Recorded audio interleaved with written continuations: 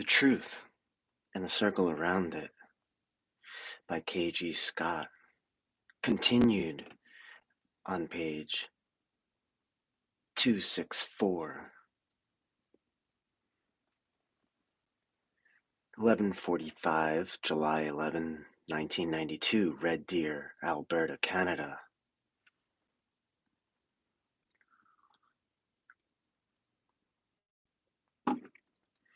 Back in Red Deer, Jason Granger was just leaving the house to go to work. As Wendy was getting ready to load the girls in her car to take them for the weekly treat of McDonald's and a movie, they all gave him a hug and kiss, and then they went their separate ways. Jason was in a hurry to get to the detachment and find out what was going on in Winnipeg, not realizing the news that was about to ruin his day, to say the least. Wendy had a weird feeling.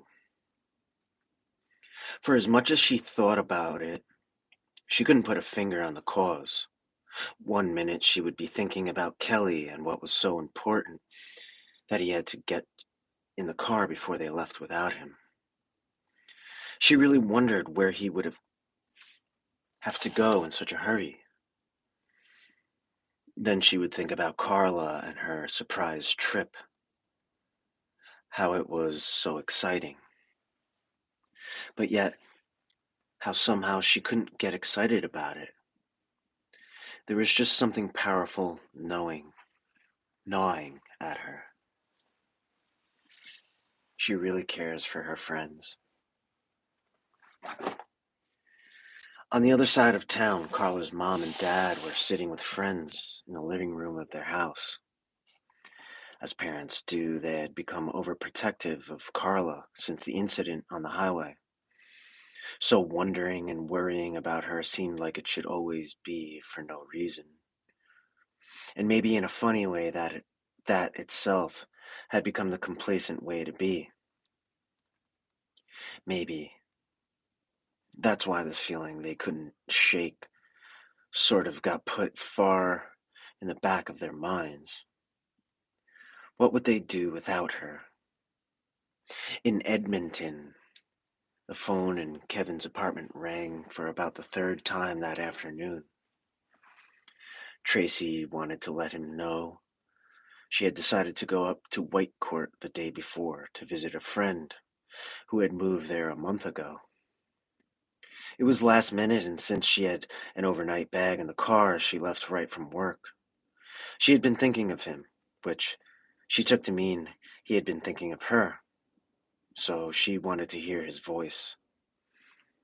But she knows how busy he is, and maybe that's what's worrying her the most. And wouldn't you know it? He forgot to turn on the answering machine, too. She must really like him a lot.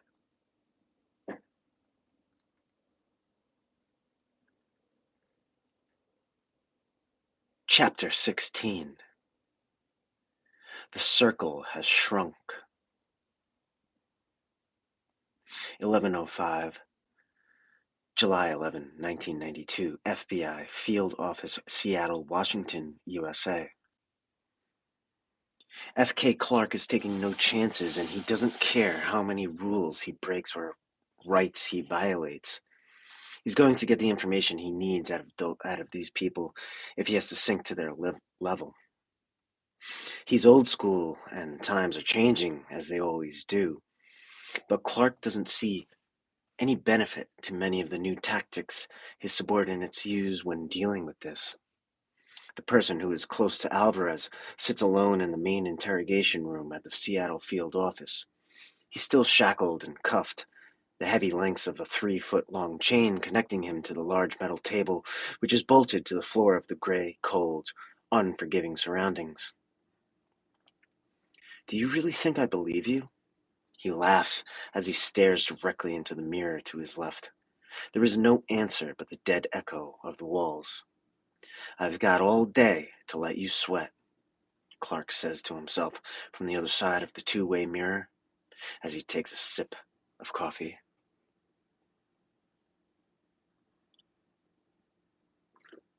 Bastards.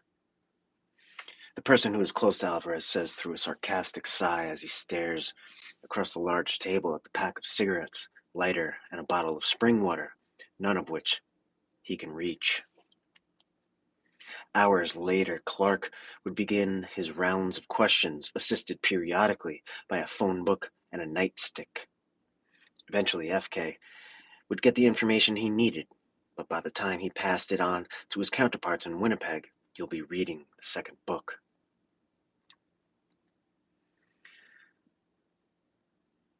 1200, July 11, 1992, Winnipeg, Manitoba, Canada. Two Winnipeg City police officers reporting to the scene notice a black four-door with dark windows racing down St. Mary to Gary Street and turning right onto York. As they begin their turn to follow south onto Smith, they ignite their lights and sirens and call it in. They don't know if this is the suspect they're after, but he needs to be stopped just in case. Bob Riley, who was in the lobby of the Louis Riel Suites, had heard everything on his radio, grabbed onto Kevin's shoulder to get his attention. "Bob," Kevin said with excitement, "when did you get here?" "A few minutes ago." Come on with me. Come on with me. My car is outside the bundle. My car is outside the bundle. You'll never get yours out in time. And his tone changes from ordering to sarcastic as he looks the two young officers over. "You two have all the artillery you need. Shears! Kelly! Kelly Roberts!" Earl's voice booms out from across the lobby. "It's Dad. I'll go with him," Kelly says as he begins to walk away. "Hold up, Shorty," Bob growls. "I need to talk to those two anyhow." "Where the fuck do you two think you're going?"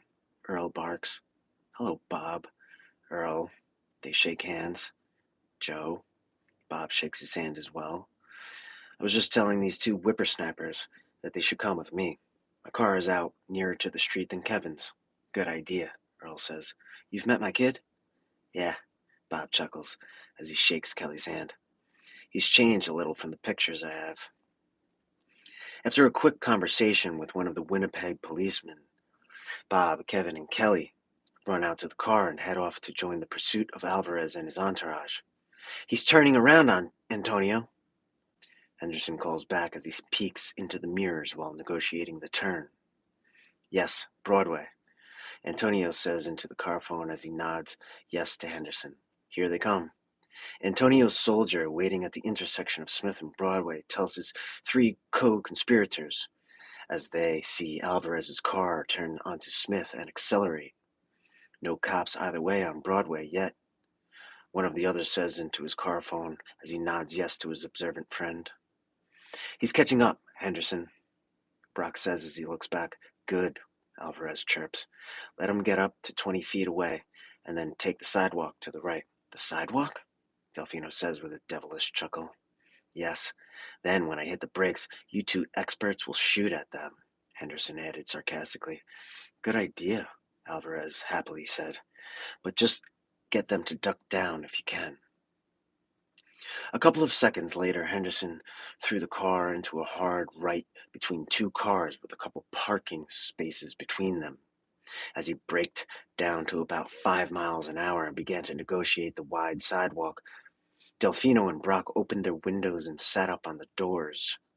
They began to fire over the roofs of the parked cars at the tires, dash, and hood of the police car, aiming carefully not to hit the officers as they had been told.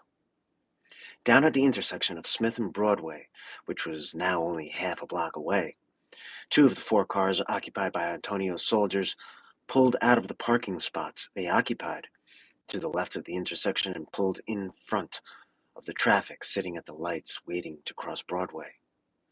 While they got out and shot at the radiators of a few of the cars in order to get the drivers to duck down and freeze in place, the other two cars pulled up alongside the front car and waited for Henderson to pass by so one could pick up the other two drivers and the other could go up ahead and block opposing traffic. The police car came to a screeching halt as the two frightened and surprised officers ducked down. The radio had been hit, but they had a portable and soon were barking information across the waves. Kevin is in the driver's seat, Bob in the shotgun seat, and Kelly in the back. It's an RCMP equipped unmarked, with the bucket seats up front separated by the custom-made rack to clip nightsticks and shotguns in place, which is where Kevin has his in place beside him. Bob and Kelly are holding theirs in anticipation they may have to use them. They are speeding south on Smith Street, listening to the radio chatter as the two local officers are reporting Alvarez's turn onto Broadway. Kevin yells out, "Hang on!" Each time he ignores a red light and narrowly misses getting plastered by unaware traffic. "We're supposed to protect the public, not—" "Shut the fuck up, kid," Bob interrupts Kelly's sentence. "Get your gun out the right window. Here's those bastards doing all the shooting," the veteran cop says angrily as he points his shotgun out the window as they approach the end of the block where Alvarez's men have the police car pinned down. Boom! Chick, chick, boom! Chick, chick, boom! Bob's 12-gauge rings out as he drops two of the suspects. Kelly is in shock and fear as they go speeding by the scene, and yet somehow, out of instinct, he notices another gun sticking out around the fender of a car. As the man with the gun stands up and begins to sweep his barrel towards the car, boom! The double-aught buckshot hits him dead center in the chest and he flies backwards without his feet touching the ground. Meanwhile, as they go to pass through the intersection and make the turn onto Broadway to follow Alvarez, one of the blocking cars makes their move to get in the way. Kevin can see it and notices that the passenger has a gun. He yells out and tells his armed passengers as he veers the car hard to the left and accelerates to go around. He comes to an almost complete stop behind a pickup truck, stopped in the left turn lane. He can see all traffic is stopped by the mayhem, so he gets drastic. He pushes the truck out into the street and guns it past the blocking car from the outside. As they go by, the two shotguns blast rounds into the doors of the bad guy's Pontiac. Two more very dead bad guys. As Bob relays the new info over the airwaves, Kevin can see a car 2 blocks down moving at a hell of a pace, and he floors it. Within 20 seconds, he has the big cruiser traveling at over 100 miles an hour.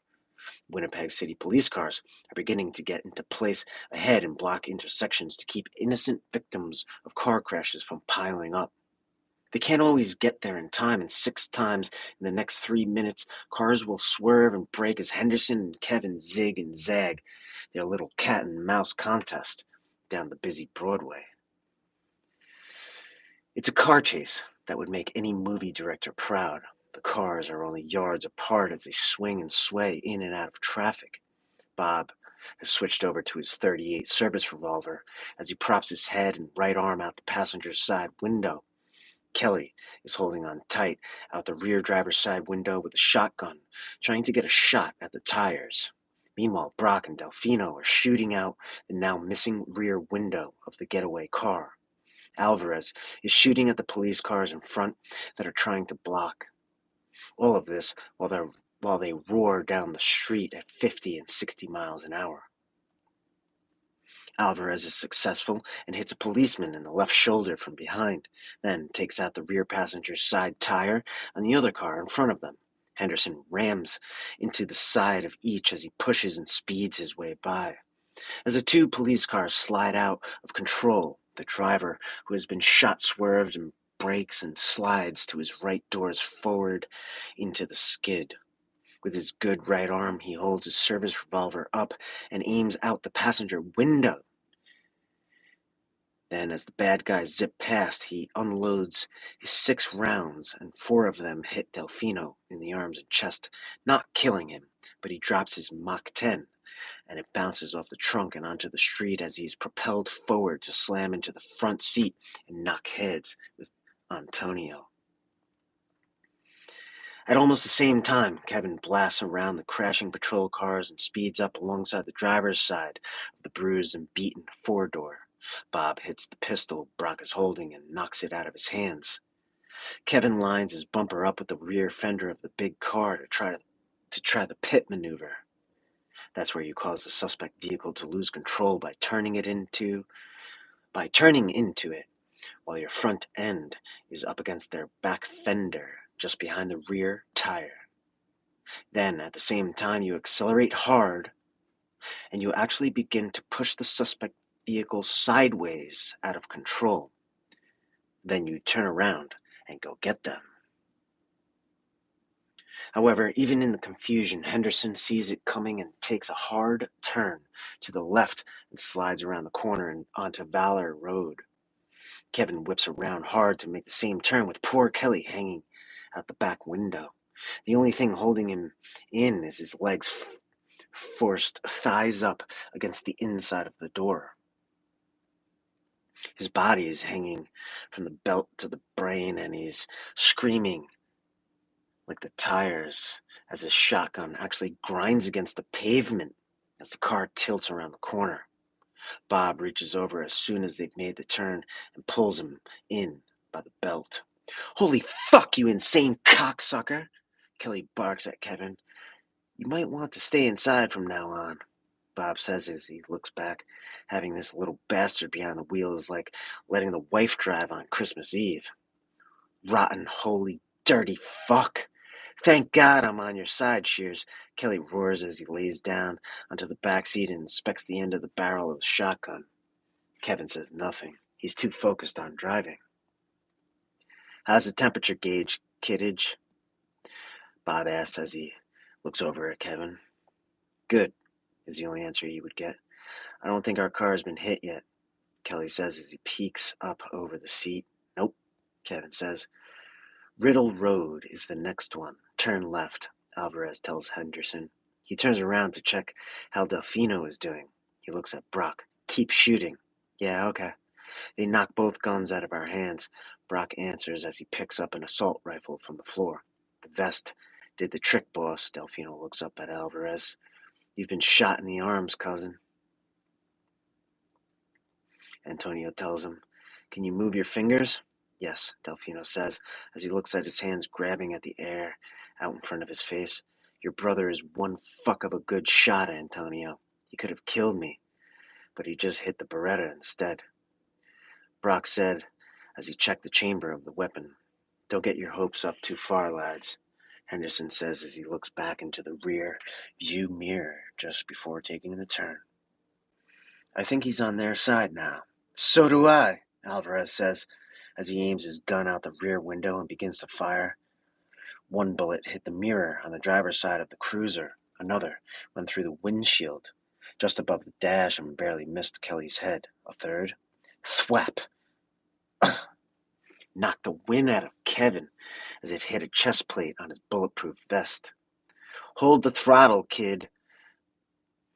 Bob grabbed the wheel. "I'll steer if you are going to live." Kevin shook his head no and slammed on the brake, bringing the car to a sideways, skidding halt. "Get him in the back," Bob ordered Kelly. "I'll drive." He ran around the back of the car as Kelly jumped out and opened the driver's door. He was about to check Kevin further when he saw the bullet sticking out of the vest. Then he grabbed Kevin by the vest and pulled him out of the car, and with one swinging motion carried him around and propelled him into the back seat with Bob's quick reacting help. Two Winnipeg City police cruisers came whipping around the corner from behind them. One carried on, while the other screeched to a halt to check the situation. Right behind them, the big blue Crown Victoria with Alberta plates and carrying Earl and Joe came to the same stop. Kelly checked Kevin over again, and when he got the thumbs up from the still stunned Shears, he got out and ran over to Earl's car. "I'm going with you. Bob should take Shears to the hospital," Kelly said as he got into the back seat. Bob spun around on his heels as the blur that was Kelly zipped by him. "Go!" he yelled at Earl as he pointed forward down the road toward where Henderson had carried on. Earl took off after the direction of the criminals and pursuing police. Bob gave the same gesture to the other officers who had stopped to lend a hand, and then got in the front, leaning over the back of the seat to get a good look at his little buddy. After a short conversation, they were back in the pursuit. Kevin was still wheezing, but beginning to get his breath back, and Bob was super pissed off. He was no longer going to help his brother Antonio. That's right.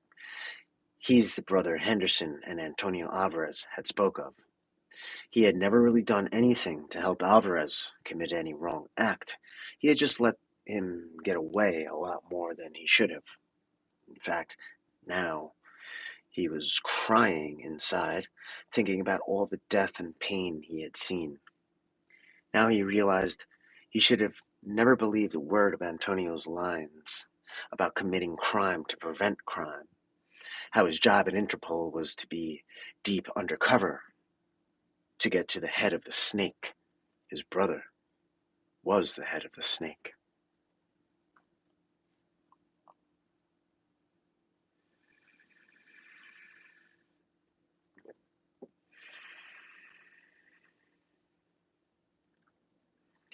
The chase carried on up ahead, right onto Strathcona Street, left onto St. Matthew Avenue. More shots exchanged, more cars skidding out of control over the railroad tracks at the junction yard. A right turn onto Empress Street, left onto Ellis Avenue. Smack! Henderson regained control after whipping out a Volkswagen Rabbit that had sideswiped them. Not enough damage to stop them. More shots, more railroad tracks, turn into the wrong lane on Century Street. Wham! Not so lucky this time. The right rear tire exploded as they took the front end of a Corvette right off with a side-sweeping hit from the rear of their car. Fuck. Fuck it. No time to stop. After the tailspin, they came to a bouncing ride over the Meridian and a right turn, mostly out of control, onto King Edward Street North. There they are, Henderson, Antonio said very excitedly as he pointed towards the helicopter in the field beside the road. If all my clubs are as good as this one, the world will be my oyster. You three go, cousin, Delfino said as he reached for the assault rifle Brock was holding. I'll hold them off as long as I can. Good day, my friend, Brock said as he choked up, knowing he would never see his best friend again. Die well, cousin, Antonio said as he looked him in the eye and patted Delfino's hand that was on his shoulder. Then, as Antonio, Henderson, and Brock ran to the waiting helicopter, Delfino began to shoot at the oncoming police traffic in short bursts in order to save ammunition. As the helicopter rose up into the air, a police officer stationed at the airport receiving the radio traffic all along contacted the control tower in order to keep an eye on the path of the escaping egg beater. Delfino stopped firing for a second. He pulled the cocking hammer back and ejected a single round. Then he picked it up off the seat and put it in his teeth. He then proceeded to fire, but his aim was getting bad. He was losing a lot of blood, and he was getting dizzy. Then, the last round in the magazine of the rifle fired. He ducked down on the seat, took out the empty magazine, and put the saved round into it, then replaced it into the rifle, pulling the cocking handle. Bang! Silence. The officers who just moments before heard the loud crack of the shots aimed at them knew immediately that this single and muffled sound had ended the ordeal.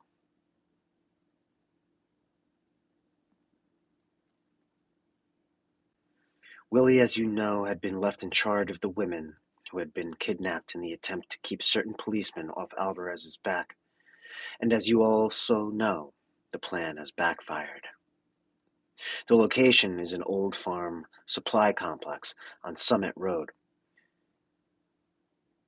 just off Saskatchewan Avenue, on the west side of town near the airport.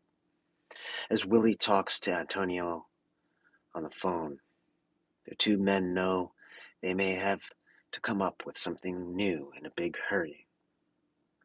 It's a long way from where Antonio is to the hideout. With every cop in the area trying to stop Alvarez, he may never get there. Alvarez has ordered Willie not to harm any of the women under any circumstances, unless he has to use them as a bargaining chip. They've all been kept blindfolded and in separate rooms in completely different areas of the complex, so they don't even know there are other captives. Willie has 4 helpers from the Winnipeg Killing Club who are at the complex with him. They are posing as workers to make it look like the place is under renovation or something like it. One of them, Johnny, is on the roof keeping an eye out while tinkering with some power boxes. 2 others are moving in and out of the building to make it look like there is activity, and the last guy is always with Willie. So, that's the cute one from Red Deer, eh? Mike asked Willie as they locked the door to the room Carla is held in. Yeah, the little bitch, Willie answers coldly as he lets out a huge breath of disgust while he rubs his bottom teeth hard against his lower lip. She better start doing the old Stockholm sympathy for her captors bit soon, so I don't have to make her a trophy. Knowing that Willie means he'll kill her and take something to remember her by, as he has done with most of the victims he has killed over the past few years. Mike chuckles, trying to hide the nervous fear. Bet you've got some good stuff in that bag, referring to a large paper bag of expensive gifts purchased at the Bay. Gifts he intends to win over Carla with. Yeah, well, I want the little sweetie to love me, not anything else, Willie growls. He's so delusional about everything that he actually believes she'll fall in love with him. I need to take a shitter break, Mike tells Willie. Go ahead. I'm just going to take a look at these other bitches. Catch up in a few minutes, Willie says, referring to the other women being held. Willie is like a grizzly bear that has developed a taste of human blood. He's embellished his killing assignments over his time with Alvarez to the point that now it's a hunger. He lives for the day he can kill someone and then watch the local news in that area, to see the funerals and listen to the police talk about the case and the families and friends cry about the victims. He is a sick bastard who gets off on it. He spends a good part of every day coming up with new ideas on how to kill people. He's doing so well that Alvarez has promised to give him his very own killing club someday. To a guy like Willie Foster, in a world like the one he lives in, that is like being promised a pot of gold and your very own bank to put it in. Willie is as cold a blooded killer as ever there was one, and now he wants more. But he has fallen into the illusion of wanting to be famous for it, so he leaves little clues at each crime scene. It's getting to the point where he thinks there haven't been very many connections made by law enforcement to tie crimes together. So he has another new plan. In his pocket, he has a note that he's going to send to a newspaper to tie all his crimes together. What he doesn't know is that there has already been a connection made, and if he knew the guy who made it is the cop he wants to kill next after he gains poor Carla's love, he'd be in his own little heaven, patting himself on the back, and most likely planning something cruel. He makes his way down a staircase and along a hallway where he opens the door to a room where one of the captives is being held and looks down upon her for a few seconds. Like all the others except Carla, she is tied at the wrists and ankles with long industrial quick ties, gagged and laid down on a mattress. Do you need to use the toilet? Willie asks coldly. I'm not going to be around for a while, so you might want to take advantage of the opportunity. She nods yes, so he takes a knife out of his pocket and cuts her ankle ties. Then he grabs her by the arm and helps her stand up. After she's done, he'll do the same with the others. Willie! Mike shouts down the hallway as he comes jogging up. Go to the office and get the phone. The boss says he's been calling you, but your cell phone is off. Shit, Willie says as he looks down at his cell phone. I must have hit the off button against something. Then he pushes the woman back into the room and slams the door shut, locks the padlock, and runs down the hall towards the front of the building. The police officer in the control tower at the airport gets off the phone with the duty officer at the neighboring military base.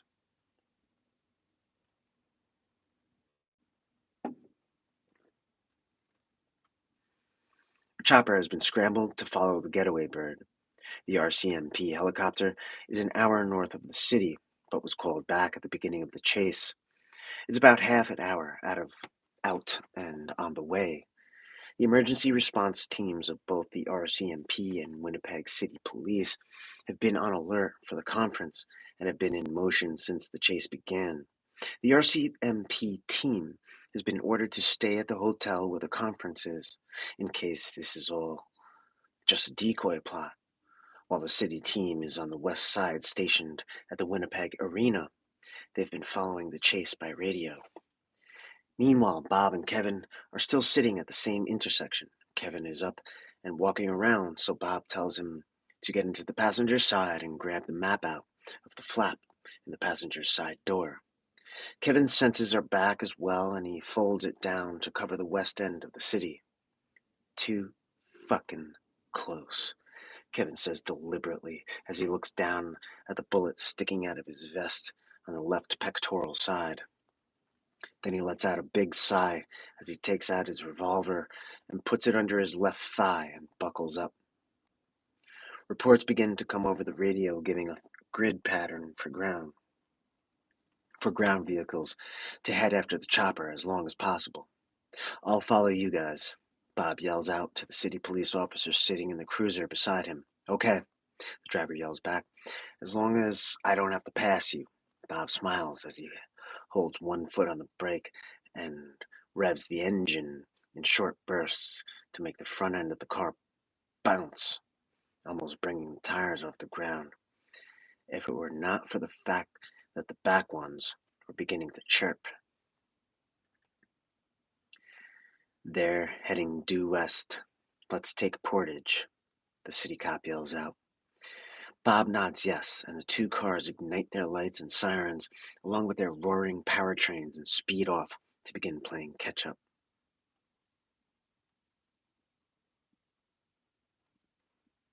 To be continued.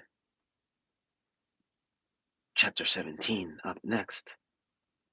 The Truth and the Circle Around It, by K.G. Scott.